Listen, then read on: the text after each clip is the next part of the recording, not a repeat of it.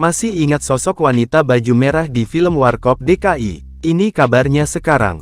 Warkop DKI tentunya memiliki kesan tersendiri bagi penikmat film era 70-an yang sulit dilepaskan hingga kini.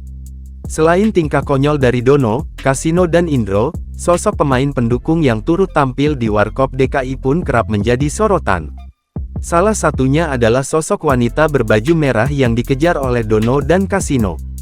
Sosok wanita berbaju merah itu pun kini masih tetap eksis berkarir di dunia akting. Bahkan ia sudah membintangi puluhan judul sinetron.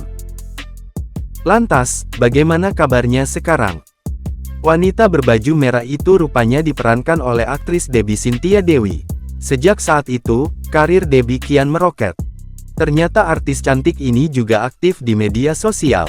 Di laman Instagram yang sudah diverifikasi, dia aktif posting aktivitasnya sehari-hari. Bahkan dia kerap menunjukkan tempat eksotis yang memancing rasa penasaran penggemarnya. Tak hanya itu, Debbie juga aktif unggah kebersamaan bersama rekan-rekannya.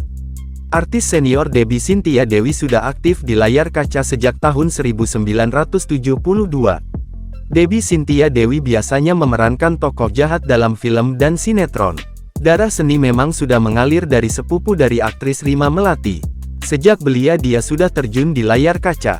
Dalam sinetron Samudra Cinta, Debbie Cynthia Dewi memiliki karakter jahat atau antagonis yang cukup melekat. Tak heran kehadirannya membuat penonton gregetan. Sosok Novi dalam Samudra Cinta telah membuatnya semakin dikenal terutama di generasi milenial. Debbie di tahun 2007 pernah membintangi sinetron ternama seperti Cinta Fitri, kemudian Anak Langit tahun 2017 dan Cinta Suci tahun 2018. Tak heran jika kemampuan aktingnya selalu mendapat pujian dan tak perlu diragukan lagi.